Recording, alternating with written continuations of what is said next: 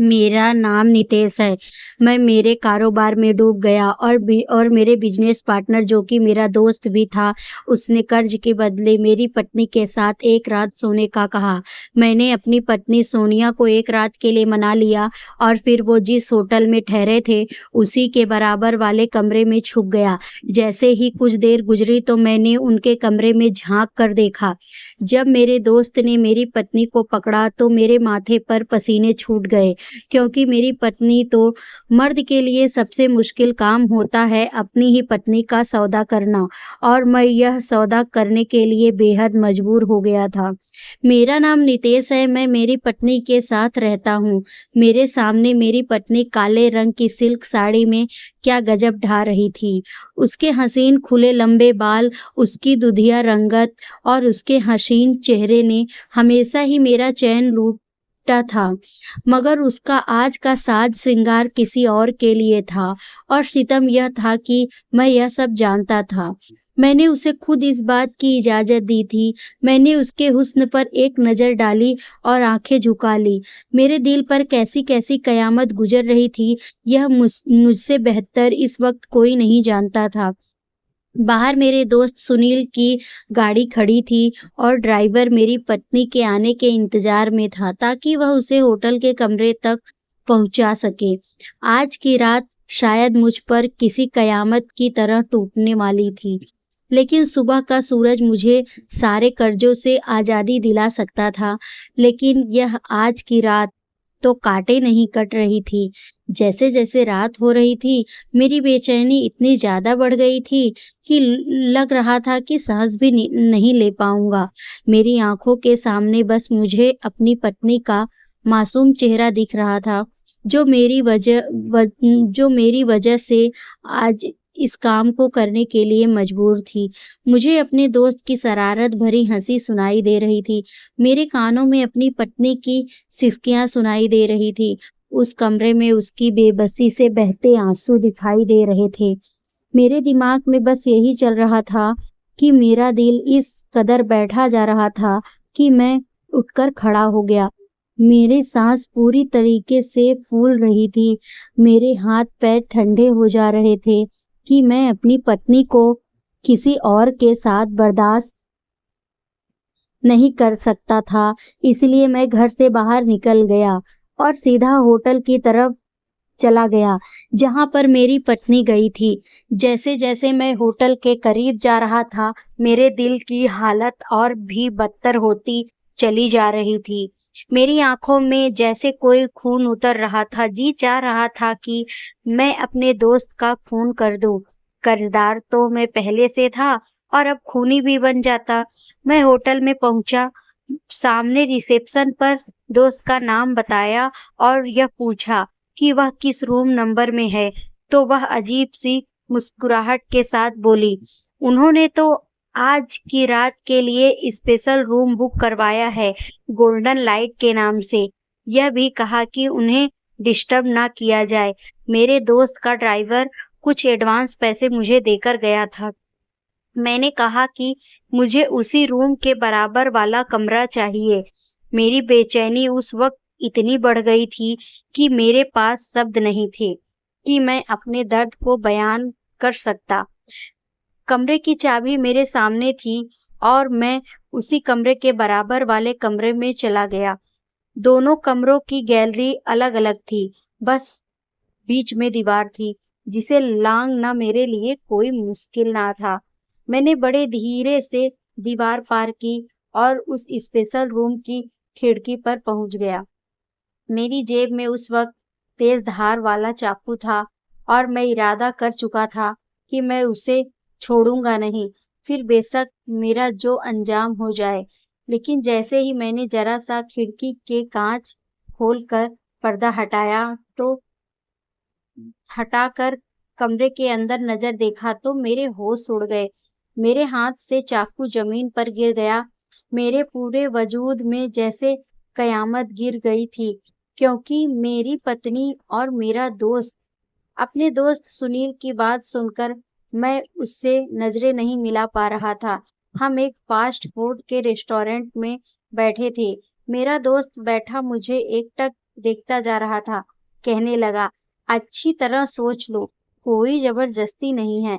वक्त लेना चाहते हो तो ले सकते हो, लेकिन सिर्फ आज रात का। इससे ज्यादा मैं तुम्हें वक्त नहीं दे सकता। शायद उसके लिए यह सब कहना आसान था, लेकिन मेरे लिए सुनना आसान नहीं था। लेकिन उस वक्त मैं कर्ज में डूबा हुआ था। इतना कर्ज था कि अपनी पत्नी के बारे में ऐसी बातें सुन रहा था जो कि मर्द के स्वाभिमान पर गहरी चोट होती है। मेरे दोस्त ने जब मुझे यूं चुप और खामोश देखा तो कहने लगा, यह बर्गर खाओ, इसके पैसे नहीं लूंगा। यह कहकर वह मुस्कुराया। कहने लगा, तुम ज्यादा ही चीजों को सोच रहे हो। हालांकि मैं जिस माहौल में रहता हूँ वहां तो ये आम सी बात है। तुम्हें यकीन नहीं होगा, वहां के लोग अपनी पत्नियों को खुद होटल के कमरे में भेजते हैं। करोड़ों रुपए का कॉन्ट्रैक्ट एक रात में साइन हो जाता है। तुम भी मालामाल हो जाओगे। मैं दोनों हाथों की मुट्ठियां मसल रहा था, नजरें झुकाए कैसे उसकी बकवास सुने जा रहा था। यह मैं भी जानता था कि और कोई भी इंसान इस तरह की बातें नहीं सुन सकता। सामने बैठा मेरा दोस्त बड़े चाव और मजे से बर्गर खा रहा था, लेकिन मैं यूं था कि जैसे यह जान हलक में लिए बैठा हूँ। मुझे याद आने लगा कि मैं बड़े घमंड से कभी यह भी कहता था कि जिस आदमी के जिसकी जेब में पैसे नहीं, उसे भी मोबाइल चलाने का शौक था। मुझे कुछ भी अपनी पत्नी के लिए सुना सुन रहा था मेरे लिए मौत के बराबर था। आपने ऐसी बहुत सी औरतें देखी होंगी जो अपनी मजबूरी की वजह से खुद को दूसरों के सामने बेच देती हैं, लेकिन शायद मैं पहला मर्द था जो अपनी मजबूरी की खातिर अपनी पत्नी को एक रात के लिए बेचने का सौदा कर रहा था। मेरी वह पत्नी जो ईश्वर की भक्ति में लीन रहती थी, आज तक मेरे अलावा उसे किसी ने छुआ तक नहीं था। छूना तो दूर, किसी की बात उसे किसी ने देखा तक नहीं था। मुझे याद आने लगा, जब भी हम शादी पर जाना होता था तो वह जब दुपट्टे से घूंघट निकालती तो मैं उसे कहता कि तुम भी क्या हर वक्त खुद को लपेटे रखती हो। शादी पर सब औरतें तैयार होकर आएंगी, मेकअप से ही खूबसूरत लगती हैं। तुम तो वैसे ही बेहद हसीन हो। मेरा भी जी चाहता है कि तुम भी तैयार हो। यह बात सुनकर वह मेरे गले में बाहें डालकर बड़ी प्यार से बोली, नितेश, लोगों को दिखाकर क्या करूंगी? मेरा तो जी चाहता है मुझे आपके अलावा कोई ना देखे। सोनिया की बात जैसे अभी मेरे कानों में गूंज रही थी। मेरी आंखों से डर से आंसू निकल गए। मैं अपनी ऐसी पत्नी का सौदा करना, मुझे यह सब स्वीकार नहीं था। एक पल के लिए वह मुझे तो प्यार से जीती हुई नजरों से देखने लगा और कहने लगा, लाओ, निकालो मेरे 70 लाख रुपए। अपने दोस्त की उदासीनता देखकर मेरी आंखों में समा सीधा पानी मेरे गालों पर गिर गया था। हालांकि मैं कोई कमजोर ना था, बहुत मजबूत दिल का था, लेकिन अब टूट चुका था। मैंने फिर अपने दोस्त से कहा कि मुझे थोड़ा वक्त तो दो। इतनी बड़ी रकम का इंतजाम एक साथ मैं नहीं कर सकता। मैं कहने लगा कि मैं तुम्हें और वक्त नहीं दे सकता। मेरे पास आज की रात है, या तो तुम मेरे बात मानो या फिर पैसे का इंतजाम कर दो। मैं वहां से उठकर बाहर निकल आया। मौसम सर्द थी, हवाएं भी ठंडी चल रही थी, लेकिन मुझे घटना का एहसास इस कदर से भारी लग रहा था। मैं कैसे कैसे अपने घर पहुंचा। रात के 1 बज गए थे। मैंने मेन दरवाजे की बेल बजाई तो फौरन से सोनिया की आवाज आई। मैंने कहा, मैं हूँ, दरवाजा खोलो। दरवाजा खोल मुझे देखकर कहने लगी, आप कहाँ रह गए थे? कब से आपका इंतजार कर रही हूँ। मैं क्या जवाब देता कि मैं कहाँ से आ रहा हूँ। मैंने कोई जवाब नहीं दिया। मैं अपने कमरे में चला गया। सोनिया मेरे पास आ गई, कहने लगी, नितेश, आपने जवाब नहीं दिया। मैंने कहा कि मेरे सर में दर्द है। वह कहने लगी कि नितेश, मैंने नहीं, खाना खा लो। मैंने नहीं में सर हिला दिया। मैंने कहा कि मैं खाना खाकर आया हूँ। सोनिया मेरे पास आ गई। मेरा चेहरा देखने लगी, कहने लगी, क्या झूठ बोल रहे हैं नितेश, मुझे पता है आपने कुछ नहीं खाया और मैं भी आपका इंतजार कर रही थी, तो मिलकर खाना खाते हैं। यही तो बात थी उसमें। वह मेरी सब बात बिना कहे समझ जाती। शायद पति पत्नी का रिश्ता ही कुछ ऐसा होता है कि शब्दों की जरूरत नहीं पड़ती। वह हाल में खाना गरम करके ले आई। खाना क्या था, बस खाने के नाम पर सिर्फ हरी मिर्च और प्याज की चटनी थी और सूखी रोटियां। मैंने एक नजर खाने पर डाली और दूसरी अपनी वफादार पत्नी पर, जिसने हर तकलीफ में मेरा साथ बड़े सब्र से और खामोशी से दिया। कभी मुझे यह सिकवा नहीं किया था कि तुमने मेरे लिए किया ही क्या है। मैं अपनी पत्नी का चेहरा देख रहा था। उसने कहा, खाना खाइए और सारी फिक्र भूल जाइए। मैंने उसके हाथ से निवाला लिया। खाना उसी ने मुझे खिलाया था। मुझसे पूछने लगी, बताएं क्या कहा आपके दोस्त ने? वो आपकी मदद करेगा? अपने दोस्त के पास जाने से पहले सोनिया से कहकर गया था कि मेरे दोस्त ने कह रहा था कि वह मेरी मदद करेगा। प्रार्थना करना कि मामला बन जाए, लेकिन जो शर्त मेरे दोस्त ने रखी थी मैं पूरी नहीं कर सकता। मैंने नहीं में सिर हिला दिया।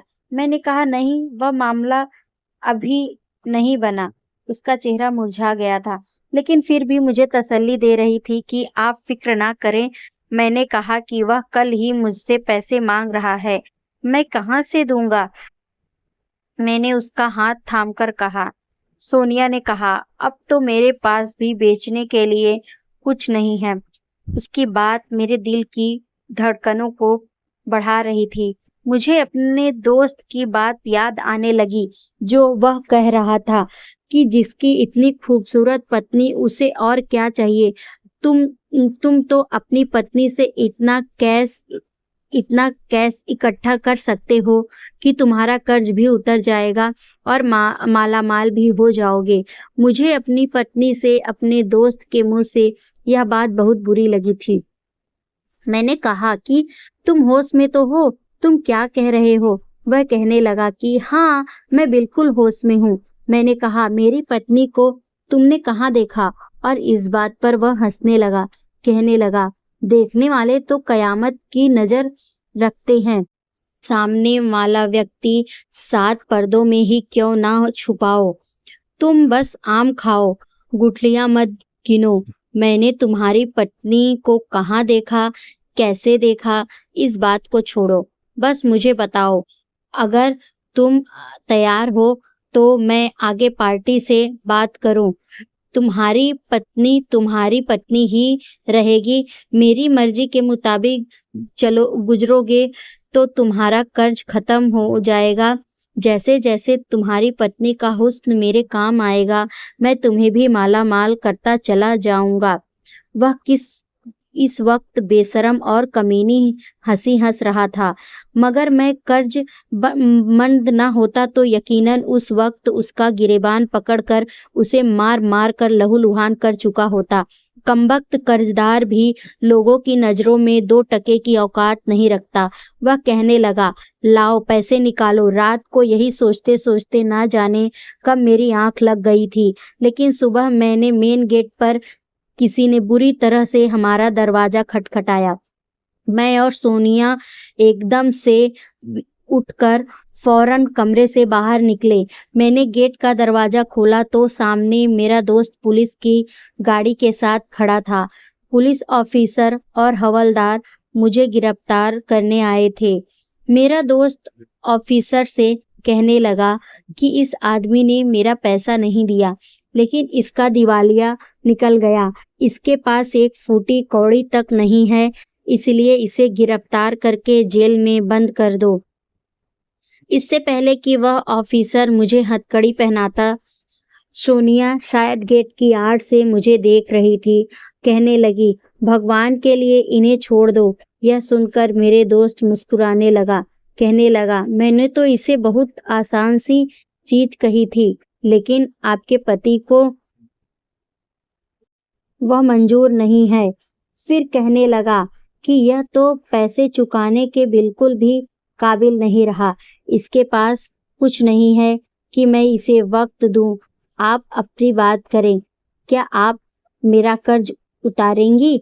सोनिया ने कहा, मैं लोगों के कपड़े सिलाई करती हूँ। मैं हर महीने आपके जितने भी पैसे होंगे दूंगी। यह बात सुनकर मेरे दोस्त कहने लगा, 70 लाख रुपए देने हैं, 70,000 नहीं। फिर इंस्पेक्टर से कहने लगा कि भाई इसे जेल में बंद कर दो। यह सुनना था कि मेरी पत्नी दुपट्टे से अपना चेहरा छुपाए बाहर आ गई। मेरे दोस्त के सामने मिन्नतें करने लगी कि भगवान के लिए मेरे पति को गिरफ्तार मत करो। मेरा दोस्त कहने लगा कि ठीक है, अगर आपका पति मेरी शर्त मान ले तो मैं इसे छोड़ दूंगा। सोनिया मुझसे कहने लगी कि आप क्यों नहीं मान लेते? मैंने कहा कि वह शर्त मैं नहीं मान सकता, तुम्हें कुछ मालूम नहीं है। सोनिया, तुम अंदर जाओ, मैंने इस ताकत अंदाज में कहा था, लेकिन सोनिया ने शायद मेरी गिरफ्तारी बर्दाश्त नहीं हो रही थी। मेरे दोस्त से कहने लगी, अनिल, मैं नितेश को मना लूंगी, वह किसी भी तरह शर्त पूरी कर देंगे। भगवान के लिए इन्हें पुलिस स्टेशन मत लेकर जाएं। मेरे दोस्त ने पुलिस वालों को इशारा किया तो वह वापस अपनी जीप में बैठकर चले गए। मेरा दोस्त कहने लगा कि अंदर चलकर बात करते हैं। वह घर में दाखिल हो गया। उसके पीछे मैं और सोनिया भी घर में दाखिल हो गए। लेकिन इस बार मेरा दोस्त मेरे बिना ही सोनिया से बोला था। कहने लगा कि मैंने तो पहले ही कहा था, बीच का रास्ता जो है उसे तो मान जाओ, तो तुम्हारे बारे न्यारे हो जाएंगे। यह क्या है कि मैं पैसों के मामले में बड़ा घटिया किस्म का इंसान हूँ, अपना नुकसान नहीं सह सकता। वह सोनिया को बड़ी बड़ी नजरों से सर से पांव तक देख रहा था। मुझे लगा जैसे मेरे आंखों से खून बह जाएगा। मैं मुश्किल से सब्र कर रहा था। फिर वह कहने लगा कि आपको बताया नहीं नितेश ने कि मैंने क्या शर्त बताई थी? सोनिया ने नहीं में सर हिला दिया। अब मैं भी उसका चेहरा छुपा कर कहने लगा, क्या चाहिए? मेरा दोस्त कहने लगा, देखिए भाभी जी, अगर आप चाहती हैं तो इसका कर्ज माफ हो जाएगा, और तो और मैं इसे एक अच्छी खासी रकम कारोबार के लिए भी दूंगा, तो इसके लिए आपको कोशिश करनी होगी। यह कहते हुए वह सोनिया के करीब होने लगा, लेकिन मैं बीच में आ गया, अपने दोस्त को एक हाथ से पीछे किया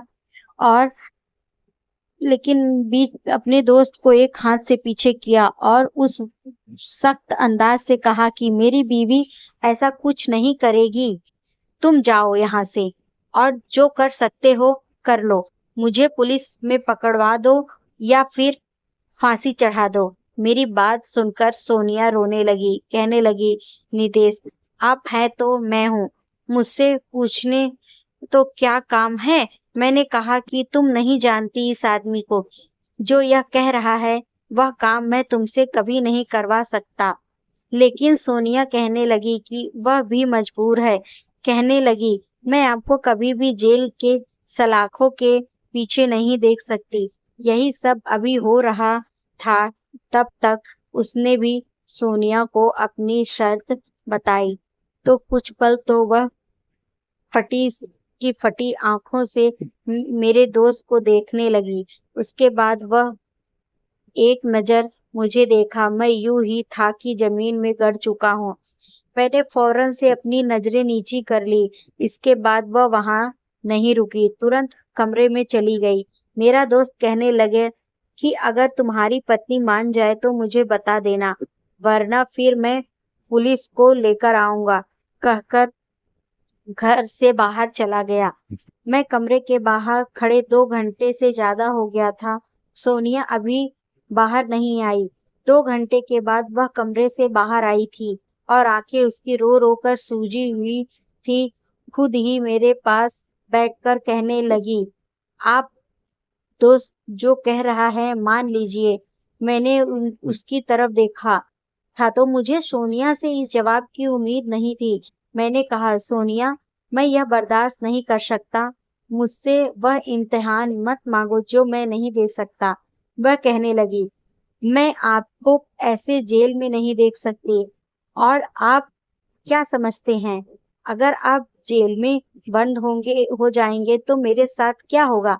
मैं अकेली घर पर वैसे भी असुरक्षित ही रहूंगी। सोनिया की बात ठीक थी। अगर मैं जेल जाता तो पीछे से कोई भी उसके साथ कुछ भी कर सकता था। वह कैसे अपना बचाव कर सकती थी? लेकिन फिर भी मेरा इस बात पर दिल नहीं मान रहा था। कैसे अपने सामने अपनी पत्नी को मैं एक पाप के दलदल में धकेल देता और दूसरे कोई रास्ता मेरे पास ना था। हालात के मद्देनजर मैंने उसकी बात मान ली। एक पति के लिए बहुत मुश्किल काम होता है। अब मैंने अपने दोस्त को फोन किया और कहा, मुझे उसकी शर्त मंजूर है। और यह सुनकर उसकी आवाज चहक उठी थी। वह कहने लगा, तुमने वक्त रहते सही फैसला किया। फिर अगले ही दिन अपने ड्राइवर के साथ एक तड़कता भड़कता सा जोड़ा मेरी पत्नी के लिए भेजा था, जो उसे पहनकर उसी के ड्राइवर के साथ किसी होटल के कमरे में जाना था। मैंने अपना रूप बदल दिया। सोनिया के जाने के बाद मुझे चैन नहीं आया था, इसलिए मैं भागता हुआ होटल पहुंचा था। कुछ पैसे मेरे दोस्त के ड्राइवर ने एडवांस मुझे के साथ भेजे थे। मैंने उसके बराबर वाले कम कम कमरा लिया और उसकी गैलरी में कूदकर जब झांक कर देखा तो होश उड़ गए। मेरी पत्नी मेरे दोस्त की बाहों में हंस रही थी, बातें कर रही थी कि मैं तो समझती थी कि कभी दोबारा तुम्हें देख नहीं पाऊंगी, क्योंकि नितेश बहुत ही गैरतमंद किस्म का इंसान है, इसलिए मुझे समझदार और अच्छी पत्नी होने का दावा करना पड़ा ताकि उसे मुझ पर शक ना हो जाए। मेरा दोस्त कहने लगा, देख लो मेरी अकल का कमाल। मैंने उसका सारा पैसा भी हथिया लिया और पत्नी भी। मेरा दोस्त मेरी पत्नी के बाल ठीक करते हुए बोला, वह बेवकूफ यह समझता था कि उसे नुकसान हो गया, हालांकि ऐसा कुछ नहीं है। मुझे याद आने लगा कि मेरा दोस्त जब मेरे साथ पार्टनरशिप पर काम करने आया था तो मेरे पास अच्छी खासी रकम थी। फैक्ट्री उसकी थी, लेकिन पैसे मैंने लगाए थे। हमने लाखों का कपड़ा खरीद कर फैक्ट्री की गोदाम में रखा था ताकि जल्द से जल्द बच्चों के गारमेंट्स तैयार करके मुनाफा कमाएं। मेरे दोस्त ने मुझे बड़े-बड़े ख्वाब दिखाए थे, लेकिन एक रात मैं सो रहा था, उसका फोन आया। कहने लगा कि नितेश, फैक्ट्री में आग लग गई है, जल्दी आओ। जब मैं पहुंचा तो पूरा गोदाम आग की लपेट में था। फायर ब्रिगेड आग बुझा रही थी। मेरे दोस्त रोते हुए मेरे पास आया, कहने लगा कि सारा माल जलकर राख का ढेर बन गया। तुम्हारा तो दिवालिया ही निकल गया। सारा माल तुम्हारे पैसे का था। तुम तो सड़क पर आ गए। उस वक्त मेरी यह हालत थी कि मैं बेहोश होकर गिर गया। मेरे सीने में दर्द उठा था। मेरा दोस्त मुझे हॉस्पिटल ले गया। मुझसे यह सदमा बर्दाश्त नहीं हुआ था। जब मुझे होश आया तो मेरे पास बैठी सोनिया रो रही थी। कहने लगी, आपके हॉस्पिटल का बिल मैंने अपना जेवर बेच कर दिया है। आप बिल्कुल ठीक हो जाएंगे। मैं अभी कुछ संभला ही था कि मेरा दोस्त मेरे घर मुझसे मिलने आ गया। कहने लगा, जो माल जला है उसमें तुम्हारे अलावा 70 लाख का माल हमने उधार भी उठाया था ताकि पार्टी का ऑर्डर पूरा कर सके, और वह माल भी आप जलकर राख हो चुका है और वो लोग पैसे मांग रहे हैं। वह कहने लगा, यह तो तुम्हें सोचना चाहिए था, क्योंकि यह नुकसान तुम्हारा है। मेरा दोस्त और मेरी पत्नी मुझसे मिलकर धोखा कर रहे थे, क्योंकि अब वह कबूल कर रहे थे कि गोदाम में आग लगने से पहले माल निकल चुका था। जो जला था वह बेकार और खराब माल था और यह सब उसने मुझे फंसाने के लिए किया था ताकि मेरे सामने मेरी पत्नी के साथ रंगरलिया मना सके। उस वक्त मेरे पास मोबाइल मौजूद था। मैंने उनकी सारी बातें मोबाइल में रिकॉर्ड कर ली और पुलिस को बुलाकर उन्हें उसके हवाले कर दिया। दोस्तों, अगर मेरी कहानी आपको अच्छी लगी हो तो प्लीज़ मेरे चैनल को लाइक एंड सब्सक्राइब करना मत भूलिएगा। Thank you.